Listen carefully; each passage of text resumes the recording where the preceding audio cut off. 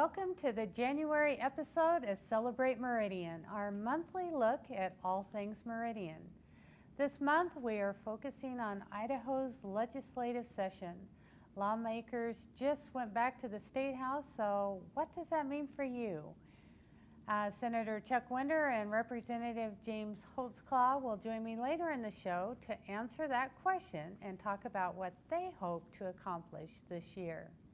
But first, we want to talk about some city news. I would like to invite the community to our legislative town hall meeting on January 16th. Members of the Idaho Senate and House leadership will be there, as well as Meridian representatives. This is a chance to hear what issues Meridian leaders are keeping an eye on this legislative session. For more details on the town hall, please call 489-0529. Next month is the 2013 State of the City Address. I really hope you will be able to join me. It will be held on February 6th at 4 o'clock at Meridian Middle School. The State of the City is a time for us to come together as a community to celebrate our accomplishments this past year. It also gives us a chance to look forward and see what exciting things the future holds for our city. Our Taste of Meridian will immediately follow the State of the City. It is a great event to try food from some of Meridian's best restaurants. So for ticket information, please call 489-0529. City Hall is now processing passport applications. A lot of you told us that it's taking too long to apply for passports in the Treasure Valley, so we decided to do something about it. If you are heading out of the country and need a passport, call 489-0387 to set up an appointment at our City Hall.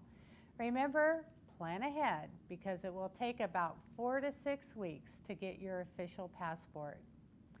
This winter, Kleiner Park has opened 2 off-leash areas for dogs. It is a trial program that will run until the end of March. Dogs can be off-leash from dawn until 10 o'clock in the morning, and then again from 4 in the afternoon until dusk. Now let's check in with Economic Development Administrator Brenda Sherwood. She joins us with a look at Meridian's growing business community. Hi, I'm Brenda Sherwood, Economic Development Administrator for the City of Meridian, and this is your 1-minute business segment. Happy New Year! I know that we're all anxious to see what the new year is going to bring, and we've seen a lot of positive signs out there. This year, talking to business owners, we found that many of their sales, many of their revenues are back up where they were before the recession. In addition, another great sign, our building permits are back up.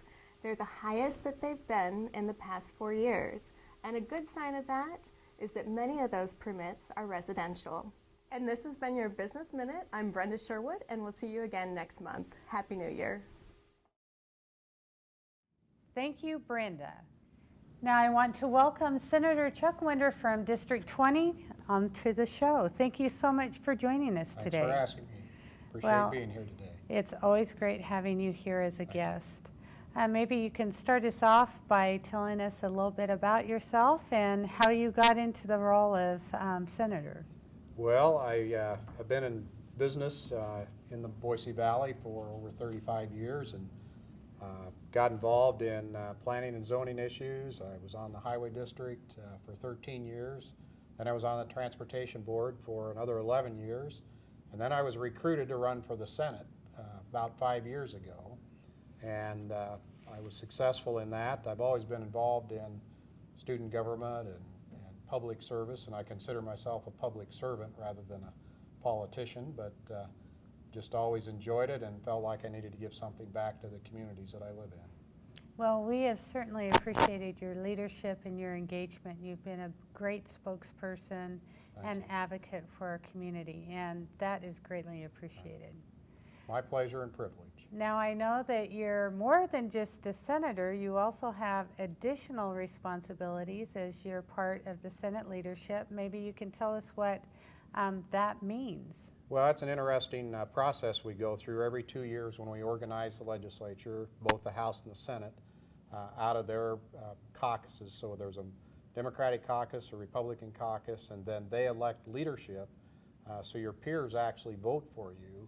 And it's a real interesting process. Some people describe it as being back in junior high elections to all sorts of different descriptions of it. But the key to it is knowing your people, counting your votes, and being willing to put yourself out there. It's a very challenging place to be in, and people that have lost elections get really hurt feelings because these are your peers, and they wouldn't have probably run if they didn't think they could have won.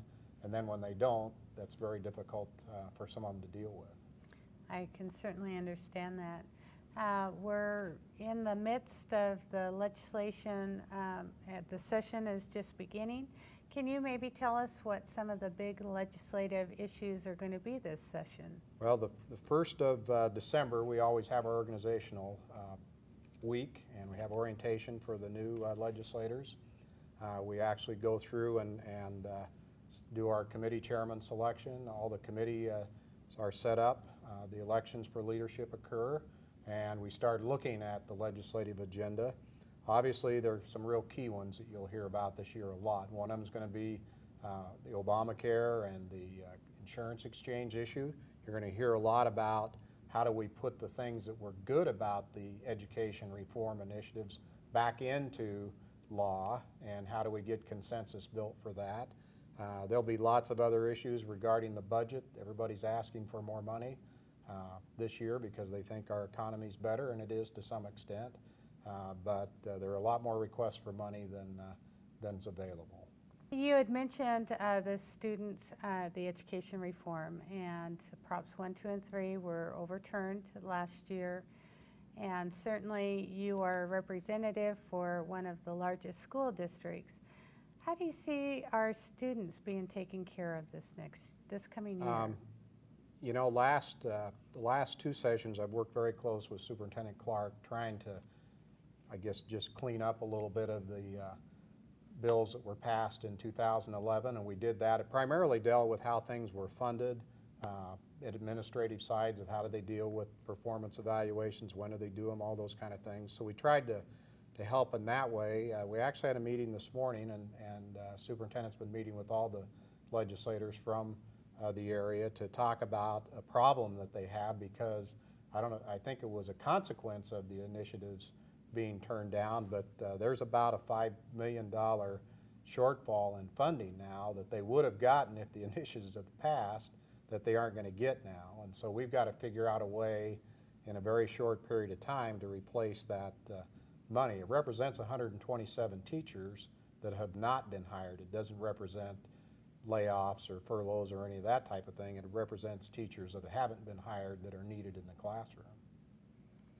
I know there's always a lot coming at you, and the fact that you can juggle all of these different issues. Now, I know that you're involved on the State Affairs Committee and the Transportation Committee.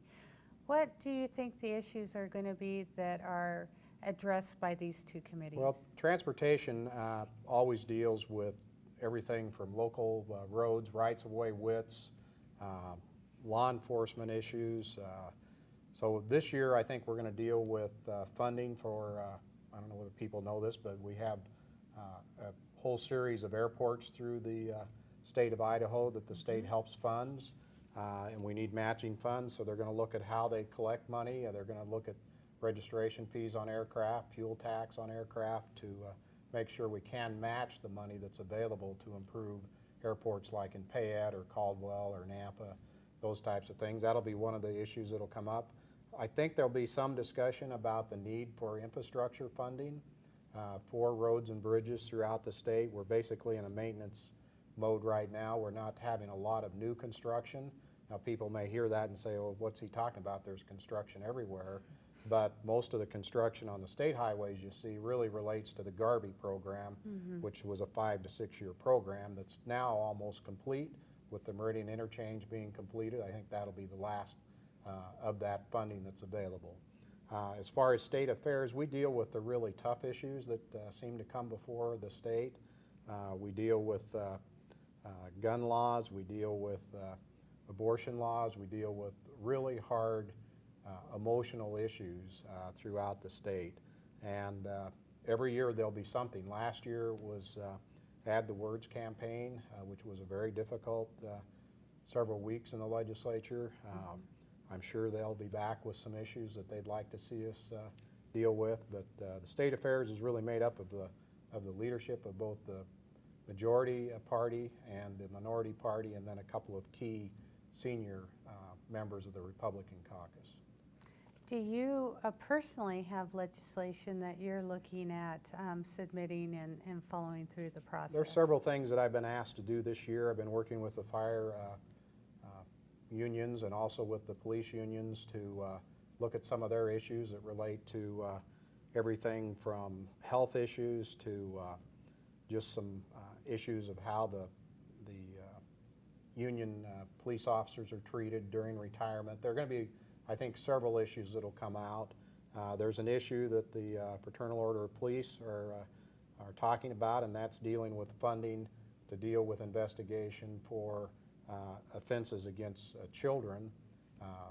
And so we're going to see how that all comes out, but that'll be one of the issues that'll come out there. There'll be a lot of things in transportation. I think we'll see minor things. We're dealing with right-of-way widths across the state. There's several court cases we're trying to fix and resolve those issues for people. So there'll be quite a bit that way. I think as we look at the education stuff, I may get involved in some of those pieces of legislation and trying to fix some of that. It'll be a busy session, and Yes, lots going on for all members on both the House and the Senate side. Most certainly. Now you are our community's representative, and how can people best get in touch with you? How do you keep in touch with your constituents? Well, it's interesting. A lot of people think we have staff that helps us with a lot of things, but we are the staff. During the session, we actually have what we call attaches, which are assistants that help us during the session. They can answer phones, help us with letters, and some of that in the leadership areas. If you're one of the new senators and not like a committee chairman, you may have to share a person, but I think Idaho is the lowest number of staff people per legislators in the country, and they're pretty frugal that way. But the best way to contact us, there's an information service available through a phone number at the Capitol. They can do that. They can, and my number's published, my office number, my home number's in the book. They can call me that way, and people do. Email is probably one of the best ways to get us, because that's something we can deal with in a timely manner. And I've always had a rule: I don't go to bed until I've answered my emails. So. Do you go to bed then during the sometimes. session? Yeah. Days are long and the nights are short sometimes. But. Now you mentioned that there are a number of new faces. Right. With this number of new faces, do you think that will have an impact on the session? I think it will on the House side. You have basically 40% of the House that's new, and by new, there are some that have served in local offices but never at the legislative level. So you've got that whole group that's got to figure out how to maneuver themselves in the process, where the legislative services are if they want to get a bill drafted. I mean, there's a lot of stuff they have to go through, as well as making the personal relationships and contacts with the other legislators, because that's how you get things done.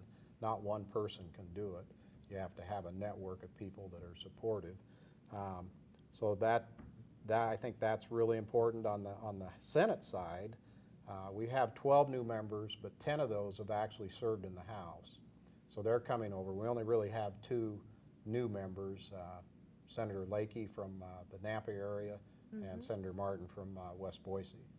So they have some experience, but not at the legislative level. They're going to be excellent, I think, legislators. So we look forward to having them there. So as a senior legislator, because of your years of experience, what I've actually words, only been there 4 years, but all of a sudden I'm in the top half of the seniority in the Senate too. Well, yes, but you've been on the ITD board, you've been an elected official in the local capacity, so I think you bring a lot of experience and wisdom to your position. A lot of people think I've been around there for 10 or 12 years, but I haven't. I've only been there 4 years. So. Well, as an advocate for our transportation system, I think you spent your time at the state capitol building. Oh yeah, you know, and I'm really proud of what we see in the valley with the improvements to the freeway, and you know, there are so many really good improvements that have been made and that are going to continue to be made, and so that's exciting. We're looking at trying to figure out how to fund north-south connection from Highway 2026 Shinden to the interstate for Highway 16 extension, and which has some legislation that might be. And that's basically a means of using sales tax revenue to pay off debt on improvements. Well, what words do you have advice for these new legislators? Well, I guess the advice I think back that was most valuable to me was, you know, really listen, find some way that'll mentor you, ask their advice, and probably one of the best pieces of advice I got was from the former Speaker of the House, Bruce Newcomb, and he said, now remember, you don't have to talk about every piece of legislation that comes up on the floor. Remember, you have a 6-shooter, and count your shots. You don't have an assault rifle. So use your mouth wisely and use it infrequently. Well, we are going to hear from one of those freshman lawmakers in a moment. So I hope he was listening to your advice and taking notes. Senator Winder, I'd like to thank you for your time. Thank you. You've always been very gracious to give your time, and we greatly appreciate it. You're most welcome. Now, before we talk to Representative James Holtzclaw, let's check in with the Mayor's Youth Advisory Council. Caleb Knapp joins us to explain some of the projects these student leaders have been working on this year. If drivers aren't paying attention on the road, it can be dangerous for all of us. That is why this year, the Mayor's Youth Advisory Council has spent a ton of time trying to raise awareness about the dangers of texting while driving. At the start of the school year, we got more than 1,000 students to pledge to put their phones away while they drive. Some council members even went to a conference in Washington, D.C. to learn more about the dangers of distracted driving. We also made public service announcements about texting while driving. Take a look at this one with Mayor Tammy.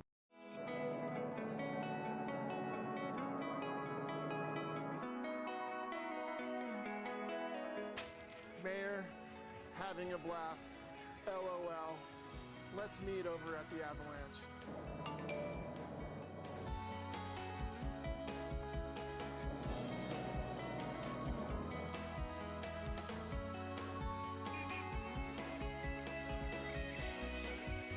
Can't believe I'm going to do this fully clothed. Probably better. People don't want to see that. LOL.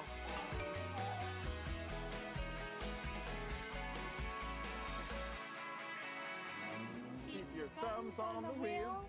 Don't text and drive.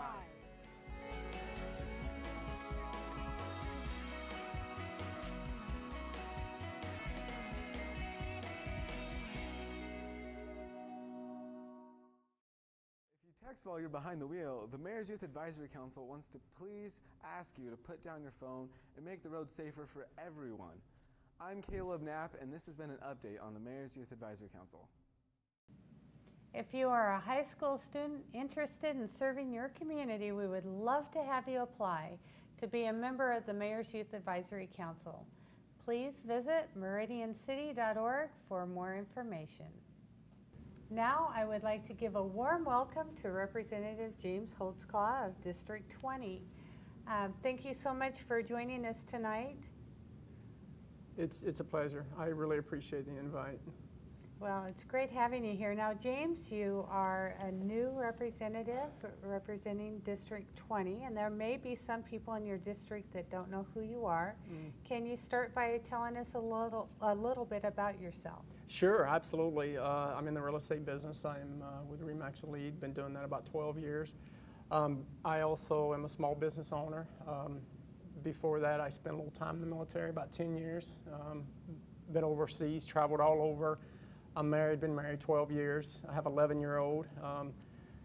And I don't really have a lot of hobbies to speak of, but I like to strum around on the guitar, and I like to hang out with my son, you know, when he lets me. You know, I'm not as cool as I used to be, but, you know, he is 11. So, but, you know, I just really enjoy this place, and I'm proud to live in Meridian in District 20.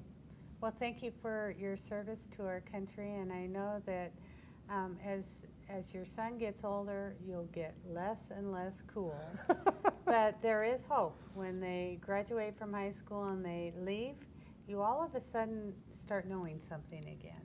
So there is hope. What made you decide to become a state legislator? Well, you know, I've always had a servant heart ever since I was a kid. And you know, being involved in the community and just trying to make this place a better place to live. You know, when I think back of all the people that sacrificed, not only for this country, but for the state and community, I just really want to add to what they were trying to do and just make this place the best place to live as possible, and you know, just do good things. And my saying is I want to leave the world a little better than I found it, and that's what I'm trying to do. Well, I've been a fan. I've seen your servant heart, and you truly want to do what's best for our community. So tell me, are you looking forward to anything in particular this upcoming session?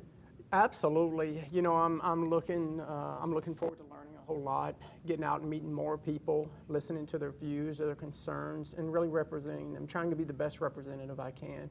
I'm really looking forward to building relationships with the other legislatures and doing good things for the state. Is there anything that you're worried about? Well, yeah, I'm worried about a lot of things. I think the biggest thing for me is really knowing what my constituents want me to do, you know, because I am there for them.